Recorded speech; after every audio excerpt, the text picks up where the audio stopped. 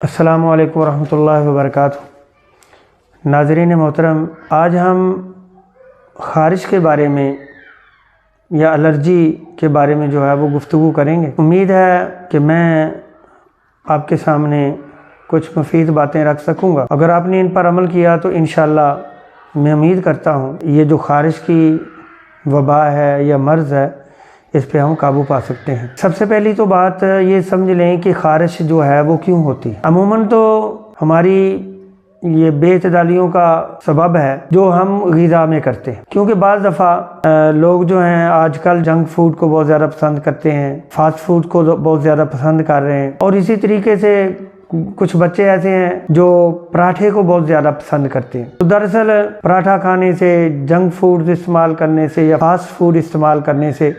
اور خاص طور پہ اس میں بھی جبکہ تیز قسم کے مرچ مسالے اس میں ڈالے ہوئے ہوں، تو یہ چیز ظاہر بات ہے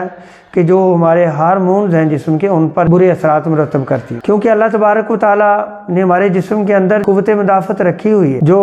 مختلف بیماریوں کے خلاف جب بھی ہمارا جسم بیمار ہونے کی کوشش کرتا ہے تو ہمارے جسم کے اندر ایک مدافعتی نظام ہے، لیکن یہ مدافعتی نظام اس وقت فیل ہو جاتا ہے جب ہماری بے احتیاطیوں میں تسلسل بڑھ جاتا ہے۔ جیسے ایک شخص ہے وہ ہر روز ہی گوشت کھاتا ہے، یا یہ ہے کہ ایک شخص ہے وہ ہر روز ہی فاسٹ فوڈ کا استعمال کرتا ہے۔ ان چیزوں کا اگر زندگی میں کبھی کبھار استعمال ہو تو اس سے ہمارا جسم اتنا متاثر نہیں ہوتا کہ جتنا ہم ہر روز ہی وہ ایک ہی طرح کے کھانے کھائیں،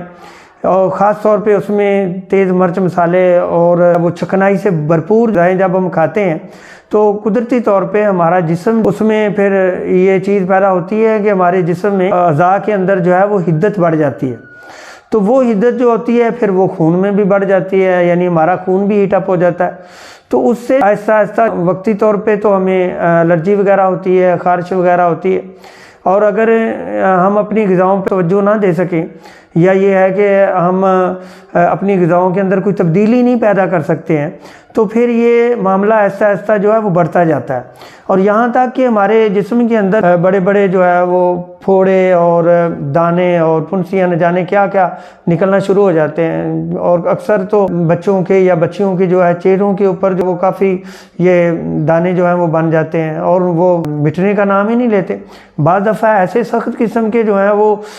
پھوڑے نما بن جاتے ہیں کہ جو باہر سے تو بہت چھوٹے چھوٹے معلوم ہوتے ہیں، لیکن اگر ان کی جلد کو وہ جو ٹٹولا جائے تو نیچے وہ بہت موٹے موٹے وہ ایسے لگتا ہے کہ کوئی چیز ہے،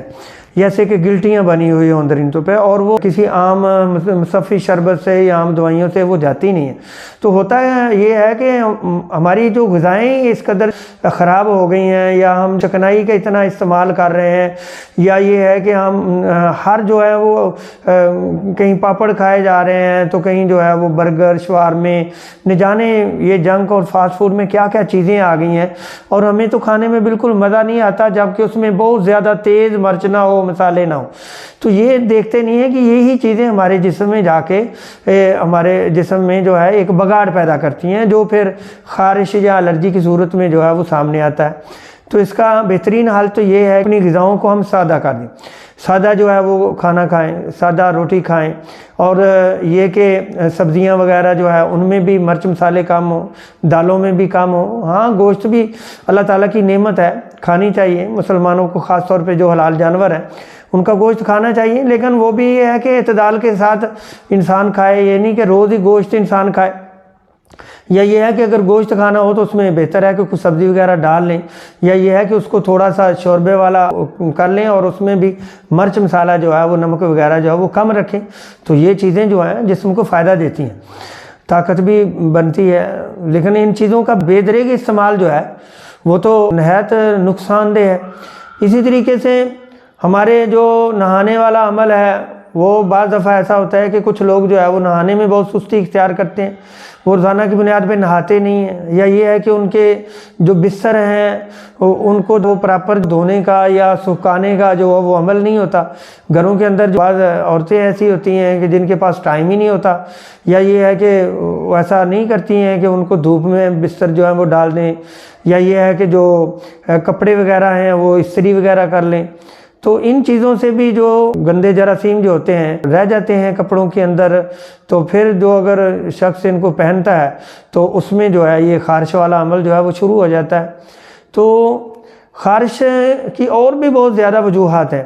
کھانے پینے پہننے کے علاوہ بھی۔ وہ یہ کہ آج کل لباس بہت عجیب و غریب چل نکلا ہے، تو بعض کمپنیاں جو ہیں وہ کپڑا ہی ایسا تیار کر رہی ہیں، پتہ نہیں اس میں کیا کیا شامل ہے، وہ کوئی پلاسٹک وغیرہ شامل کر رہے ہیں یا کیا کر رہے ہیں کہ جو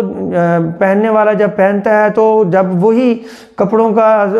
جوڑا پہنتا ہے تو اس کو الرجی محسوس ہوتی ہے، لیکن اگر وہ کپڑا نہ پہنے کوئی اور پہنے تو اس سے اس کو راحت محسوس ہوتی ہے۔ یا بعض رنگ اس طرح کے کپڑوں کو جو ہے وہ کمپنیاں کر رہی ہیں کہ ان کے اندر بھی کچھ ایسا مواد آ رہا ہے کہ جس کی وجہ سے جلدی امراض جو ہے وہ ہو رہے ہیں۔ تو خدا را اپنی صحت کا خیال رکھیں اور جو احتیاطیں ہیں کریں، اس میں خاص طور پہ نہانے کا عمل ہے، کھانے پینے میں آپ سادگی اختیار کریں، پہننے میں اکثر جو لوگ جب حماموں میں نہانے جاتے ہیں تو وہاں پہ بعض دفعہ ٹاولز بھی ایسے مل جاتے ہیں جنہیں تولیہ کہتے ہیں، تو وہ بھی ایسے ہوتے ہیں کہ وہ لوگ ان کے پاس اتنے تولیے نہیں ہوتے ہیں، تو اس کو تھوڑا سا سکھایا تو پھر وہ دوسرے کو دے دیا، کیونکہ سردیوں میں تو اتنے وہ ان سے سوکھتے بھی نہیں ہیں اور وہ اس کے اوپر کوئی استری وغیرہ نہیں کر سکتے ہیں یا اس کو پراپر جو ہے اچھے طریقے سے دھو نہیں سکتے ہیں، رش ہوتا ہے حماموں میں، تو وہی جو ہے وہ بس تھوڑی دیر اس کو سکھایا تو پھر دوسرے کو دے دیا، تیسرے، اس طریقے سے ایک آدمی کی مرض جو ہے وہ دوسرے کو پھر لگ جاتی ہے۔ اسی طریقے سے اب تو حکومت نے بڑی سختی کی ہے حماموں کے اندر کہ بغلیں وغیرہ حمام والوں کو روکا ہے کہ ان لوگوں کو نہیں اتارنی ہے یا ناخن وغیرہ، تو اکثر یہ ہوتا ہے کہ انہی ہزاروں کے ساتھ جام جو ہیں وہ ایک کی مثلا صفائی کی ہے تو پھر اسی سے دوسرے کی، پھر تیسرے کی، تو جو ایک کو مرض ہے پھر وہ دوسرے میں منتقل ہو رہی ہے۔ تو یہ بہت ساری چیزیں ہیں جن پہ احتیاط کرنا چاہیے۔ اللہ تعالیٰ سے دعا ہے اللہ تبارک و تعالیٰ تمام احباب کو خوش و خرم رکھے، اور یہ جو میں نے آپ کے سامنے خارش کے یا الرجی کے جو اسباب رکھے ہیں موٹے موٹے، ان کو جو ہے سمجھنے کی توفیق عطا فرمائے۔